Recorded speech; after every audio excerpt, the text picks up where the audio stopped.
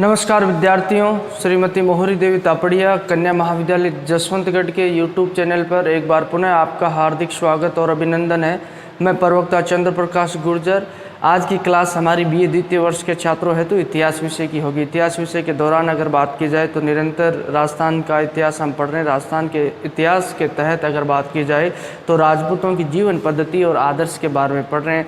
राजपूतों की जीवन पद्धति का हिस्सा जो रीति रिवाज परंपराएं रहती है, उन रीति रिवाज परंपराओं के तहत अगर बात की जाए तो राजपूत शासकों के द्वारा जो त्योहारों को किस तरीके से मनाया जाता था और त्यौहार मनाने के कौन कौन से तरीके थे, तो उसी के तहत हम जो बात करने वाले हैं राजस्थान के त्योहारों की। तो राजपूतों की जीवन पद्धति के बारे में जो उनके द्वारा मनाए जाने वाले त्योहारों के माध्यम से हमें पता चलता है, यानी जो राजपूत शासक थे जिस पर राजपूत कालीन यानी उस वक्त राजपूत शासकों का जो शासन था उस समय किस तरीके से जो उनके द्वारा जो ये त्यौहार वगैरह मनाए जाते हैं, जो राजस्थान की संस्कृति का हिस्सा है। तो उन्हीं त्योहारों की कड़ी में आज हम बात करने वाले हैं जो नवरात्रा, दशहरा और दीपावली के त्योहारों की। तो आज मुख्य रूप से हम नवरात्रा के त्यौहार की बात करेंगे। और उससे पहले मैं थोड़ा आपको स्पष्ट कर देना चाहता हूँ कि जो ये त्यौहार वगैरह विक्रम संवत के अनुसार मनाए जाते हैं, मैंने आपको पहले ही बताया था विक्रम संवत के जो 12 माह होते हैं, अपने जो हिंदू नववर्ष भी जिसे कहा जाता है, तो उसके तहत ये जो जनवरी फरवरी वाला ये तो ग्रेगोरियन कैलेंडर है। अपने बात की जाए जो अपना जो विक्रम संवत है जो 57 ईस्वी पूर्व राजा विक्रमादित्य के द्वारा क्या किया गया था, प्रारंभ किया गया था, उसके जो महीने हैं उनमें जो तिथियों के अनुरूप ही जो ये त्यौहार मनाए जाते हैं। जैसा कि मैंने बताया कि 12 मास उसमें होते हैं। कौन कौन से होते हैं? चैत्र, वैशाख, ज्येष्ठ, आषाढ़, श्रावण, भाद्रपद, अश्विनी, कार्तिक, मार्गशीर्ष, पौष, माघ और फाल्गुन। ये जो 12 महीने होते हैं, इन 12 महीनों में जो तिथियों के अनुरूप ही जो ये त्यौहार मनाए जाते हैं, जो अगर बात की जाए जो राजस्थान की संस्कृति का और राजस्थान की संस्कृति के साथ भारतीय संस्कृति का भी हिस्सा है, और उसी के अनुरूप जो हिंदू त्यौहार वगैरह हमारे मनाए जाते हैं। तो जैसा कि मैंने पहले बताया था, प्रत्येक महीने में 2 पक्ष होते हैं, एक तो कृष्ण पक्ष, एक शुक्ल पक्ष। इसमें थोड़ा मैंने हो सकता है कि उस वक्त थोड़ा मुझे याद आ रहा है, जहाँ तक बात की जाए तो ये जो मैंने पक्ष वगैरह बताया आपको, कृष्ण और शुक्ल पक्ष, तो उसमें हो सकता है मैंने आपको शुक्ल पक्ष पहले बताया था। महीने में सबसे पहले कौन सा आएगा? कृष्ण पक्ष आएगा। पहले कृष्ण पक्ष आएगा और उसके पश्चात कौन सा? शुक्ल पक्ष है। जैसे चैत्र महीना ले लो आप, चैत्र महीने में पहले कुछ जो बात की जाए कृष्ण पक्ष आएगा और उसके पश्चात शुक्ल पक्ष आएगा। कृष्ण पक्ष की तिथियों को क्या कहा जाता है? बदी कहा जाता है, यानी बढ़ते हुए क्रम में। ठीक है, उसे क्या कहा जाता है? बढ़ते हुए क्रम में, यानी बदी कहा जाता है। और ये कृष्ण पक्ष एकम से लेकर अमावस्या तक होता है। कृष्ण पक्ष जिसे अंधेरा पखवाड़ा भी कहा जाता है, और एक रोशनी का पखवाड़ा। 2 पखवाड़े यानी कि 2 पक्ष होते हैं जिसके तहत प्रत्येक महीने में, और उनमें तिथियों के अनुरूप एकम से लेकर अमावस्या तक तो कौन सा होगा? कृष्ण पक्ष अंधेरा पखवाड़ा होगा। और उसके अलावा जो रोशनी का पखवाड़े की अगर बात की जाए उसे शुक्ल पक्ष कहा जाता है। और एकम से लेकर कहाँ होगा? पूर्णिमा तक कौन सा होगा? शुक्ल पक्ष से होगा। इन्हीं के अनुरूप सारे त्यौहार मनाए जाते हैं। अगर मैंने कोई वहाँ हो सकता है पीछे की क्लास में कुछ गलती हो गई तो वो यहाँ करेक्शन कर लेना आप, कि महीने में पहला पक्ष कौन सा आएगा? कृष्ण पक्ष, और दूसरा पक्ष कौन सा आएगा? शुक्ल पक्ष। अपने जितने भी त्यौहार वगैरह होते, चाहे दीपावली का हो, होली का हो, और उसके अलावा नवरात्रा हो, दशहरा हो, और भी जो गणगौर का त्यौहार हमने बात की थी, रामनवमी की बात की थी, कृष्ण जन्माष्टमी, इन त्योहारों की बात की जाए तो ये सारे जो विक्रम संवत के महीनों और तिथियों के अनुरूप ही मनाए जाते हैं। तो ये राजस्थान के त्योहारों के बारे में जो बात की जाए, ये 2 पक्ष है। जो पहले हो सकता है पीछे की क्लास में मैंने थोड़ा ये डाटा कुछ गड़बड़ हो गए हो तो आप इनको सुधार लेना अगर कहीं गलती हो गई हो। तो पहला पक्ष कौन सा होगा? कृष्ण होगा, और दूसरा पक्ष महीने में कौन सा होगा? शुक्ल होगा। ठीक है, तो अब बात करते हैं अपन जो जिस त्यौहार की बात करने वाले हैं आज, तो राजपूतों की जीवन पद्धति के तहत, यानी कि राजपूत शासकों के द्वारा किस तरीके से इन त्योहारों को मनाया जाता था। जैसे हमने राजस्थान की रियासतों के बारे में बात की थी, जैसे राजस्थान के राज्य राजपूत काल के दौरान बात की, उदयपुर का राज्य था, आमेर का राज्य, जोधपुर का राज्य है, बीकानेर का राज्य है, मारवाड़ जो है अपने जोधपुरी। तो इन शासकों के द्वारा किस तरीके से राजस्थान जो बात की, जो भारतीय संस्कृति का हिस्सा जो त्यौहार है उनको किस तरीके से मनाया जाता था। तो आज हम बात करने वाले नवरात्रा के त्यौहार की। ठीक है, तो इससे पहले हमें थोड़ा तीनों त्योहारों के बारे में बात करेंगे, नवरात्रा, दशहरा और दीपावली। इनसे संबंधित राजस्थान में एक कहावत प्रचलित है, कि 9 नौरता, 10 दशहरा और 20 दिवाली। ठीक है, 9 दिनों में नौरता होता है, 10वें दिन दशहरा होता है और उसके 20 दिनों के बाद कौन सा होता है, दशहरे के 20 दिनों के बाद में जो दीपावली का त्यौहार मनाया जाता है। तो ये आपस में ये जो मारवाड़ी जो बात की जाए कहावत प्रचलित है। आप जो अपने जो बूढ़े बुजुर्गों या घर पे भी जो जितने आपके सीनियर्स हैं उनसे बात कर लेना आप, चाहे आपके जो पिताजी हो, दादाजी हो, दादी जी हो, तो ये बात जो कहावत प्रचलित है कि 9 नौरता, 10 दशहरा और 20 दिवाली, ये आपस में तीनों त्यौहार जुड़े हुए हैं। जैसा कि अब इनके बीच में जो फ़र्क है इस जो कहावत से हमें पता चलता है। बात की जाए, नवरात्र है आसोज महीने में, ठीक है, एकम से लेकर नवमी तक नवरात्रा का त्यौहार मनाया जाता है। आसोज महीने की शुद्धि, आसोज शुद्धि एकम से लेकर नवमी यानी शुक्ल पक्ष में, शुक्ल पक्ष आसोज में 2 पक्ष होते हैं और मैंने प्रत्येक महीने में बताया पहला तो कौन सा होगा, कृष्ण होगा। ठीक है, कृष्ण 15 दिन का ये होता है और शुक्ल ये कितने दिन का होगा, ये 15 दिन का होगा। ये तो एकम से लेकर अमावस्या तक होगा कृष्ण पक्ष, ये समाप्त हो जाता है। आसोज में जिसे आश्विनी भी कहा जाता है, आसोज को क्या कहा जाता है, आश्विनी। तो ये शुक्ल पक्ष अगला आता है, ये पुनः जो एकम से लेकर कहाँ तक होगा, पूर्णिमा तक होगा। ठीक है, और इसकी एकम से शुरुआत होती है नवरात्र त्यौहार की और 9 दिनों तक नवरात्रों का त्यौहार चलता है।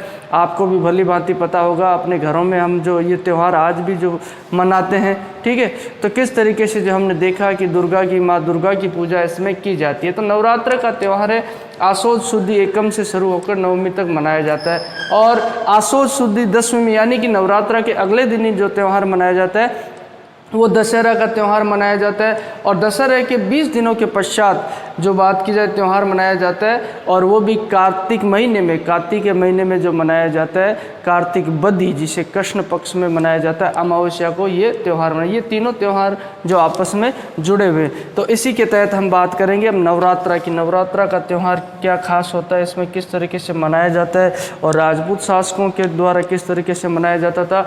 वर्तमान में भी हम बात करते हैं नवरात्रा के त्यौहार को बड़े ही धूमधाम और हर्षोल्लास से मनाया जाता है और ये भारतीय संस्कृति का ही हिस्सा है नवरात्रा। ठीक है, तो विशेषकर राजपूत शासकों के द्वारा जो नवरात्रा के त्यौहार को बहुत ही हर्षोल्लास से और धूमधाम से मनाया जाता था। ठीक है, क्षत्रियों के द्वारा जो ये क्षत्रिय योद्धाओं की देवी मानी जाती है, कौन, दुर्गा जो योद्धाओं की क्षत्रियों की देवी मानी जाती है और उसी के अनुरूप राजपूत शासकों के द्वारा जो इसकी पूजा अर्चना की जाती थी और नवरात्रा के त्यौहार को बड़े ही धूमधाम से मनाया जाता था।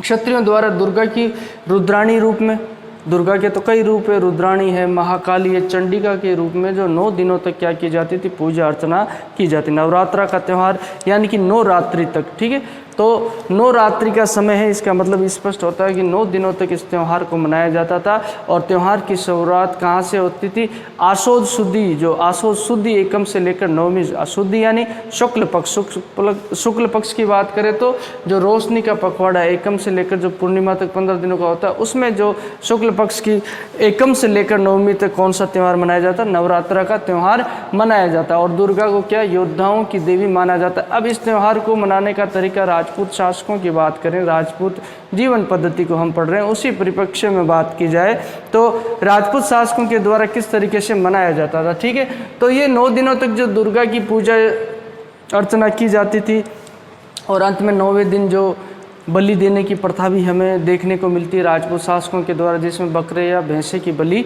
दी जाती थी।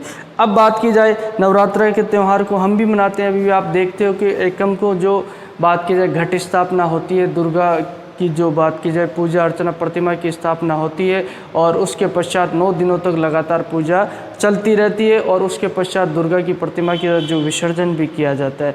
तो उसी दौरान बात की जाए जो नवरात्रा का प्रथम दिन होता है उसमें क्या किया जाता है, घट स्थापना की जाती है, यानी कि नवरात्रा में जो देवी की प्रतिमा है उसकी स्थापना कर दी जाती है। और जैसे हम देखते हैं कि जो आखा होते हैं, जो इन आखा जवारा है, जो जवारा जिसे कहते हैं, जवारा बो दिए जाते हैं, जो कि मिट्टी के पात्र में हम देखें बीज डाल दिए जाते हैं, जिसे गेहूँ डाल दिए जाते हैं और उनमें जो बो दिए जाते हैं और धीरे धीरे उनमें पानी डाला जाता है। 9 दिनों तक हम देखते हैं कि जिसे जवारा कहा जाता है वो काफ़ी बड़े हो जाते हैं। उन जवारा की क्या की जाती है, पूजा अर्चना की जाती है। ठीक है, और इनकी 9 दिनों तक पूजा अर्चना की जाएगी। जो जवारा बोए जाते हैं, ठीक है, जवारा यानी मिट्टी में जो मिट्टी का पात्र ले लिया और उस पात्र में जो गेहूँ डाल दिया और वो गेहूँ धीरे धीरे उसमें उग जाते हैं 9 दिनों तक, ठीक है। उसके पश्चात बात करते हैं नवरात्रा। पहले दिन तो घट स्थापना कर दी और जो जवारा बो दिए जाते हैं, ठीक है।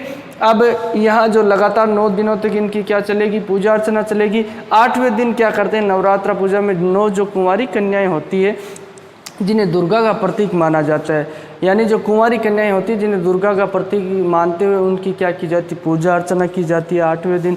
और 9वें दिन आपको पता ही है, जो नवरात्रा स्थापना के पश्चात पुनः जो प्रतिमा का विसर्जन किया जाता है 9 दिनों के पश्चात, तो इस दिन भोज का जो आयोजन किया जाता है और उसके अलावा भोज हवन किया जाता है। जो कुंवारी कन्याएं हैं उनको भी भोजन करवाया जाता है और उसके पश्चात इस उत्सव को क्या कर दिया जाता है, समाप्त कर दिया जाता है। नवरात्रा, आप तो नवरात्रा का त्यौहार मनाते हो तो इसको समझने में आपको ज़्यादा कोई कठिनाई भी नहीं होगी। 9 दिन तक किस तरीके से, इसको आपको ध्यान में इतना ही रखना है कि ये त्यौहार है जो कौन से महीने में आता है और कौन सी तिथि को आता है, कौन से पक्ष में आता है। अपने प्रतियोगिता परीक्षाओं में, चाहे राजस्थान की प्रतियोगिता परीक्षाएं हैं, उनमें ऐसे क्वेश्चन पूछे जाते हैं। राजस्थान की कला संस्कृति से संबंधित क्वेश्चन आपसे पूछे जाएंगे। आपसे पूछ लिया जाए कि नवरात्रा जो है कौन से महीने में मनाया जाता है। विक्रम संवत के अनुसार ये महीने दे दिए आपको, 4 महीने दे दिए, चैत्र, वैशाख, जेठ, आशोज दे दिया आपको, ठीक है। तो इसमें से तय करना होगा कि आपको आशोज महीने में मनाया जाता है। और भी क्वेश्चन को जटिल कर दिया जाता है, तो जटिल करने के दौरान जो कहाँ से कहाँ तक मनाया जाए, आशोज के कौन से पक्ष में मनाया जाता है, ये भी आपसे पूछा जा सकता है। तो आशोज के शुक्ल पक्ष में, आशोज शुद्धि एकम से लेकर 9वीं शुद्धि यानी जिसे शुक्ल पक्ष कहा जाता है, जो रोशनी का पखवाड़ा है, उसमें कौन सा नवरात्रा का त्यौहार मनाया जाता है। तो ऐसे क्वेश्चन को जटिल बनाकर आपसे पूछ सकता है। ये प्रतियोगिता परीक्षा की दृष्टि से भी बेहद महत्वपूर्ण प्रश्न है, ऐसे बात की जाए, ठीक है। 9 दिनों तक पूजा अर्चना होती है और फिर जो इस उत्सव को समाप्त कर दिया जाता है। और उसी दौरान ये जो जवारा बोए हुए होते हैं, जो मिट्टी के बर्तन में, मान लो जो पात्र में ये बोए जाते हैं मिट्टी डालकर, और उसमें जो गेहूं के बीज डाल दिए जाते हैं और धीरे धीरे वो जो उग जाते हैं, निकल जाते हैं, अगर बात की जाए तो, ठीक है। अब जब 9वें दिन समाप्त किया जाता है, उस दिन दुर्गा की जो प्रतिमा होती है जिसकी घट स्थापना की गई थी, और उसके अलावा जो जवारा बोए जाते हैं उनका विसर्जन किया जाता है। कोई भी जलाशय, चाहे तालाब ले लो, छोटा गाँव में होते तो तालाबों में किया जाता है, तो नृत्य गान के साथ जुलूस निकालते हुए इनका क्या कर दिया जाता है, विसर्जन कर दिया जाता है। और इसके पश्चात दुर्गा नवमी के पश्चात अगले दिन ही जो क्या होता है, कौन सा त्यौहार आएगा, 9 नौरता 10 दशहरा। ये दशहरा का त्यौहार आगे आ जाता है।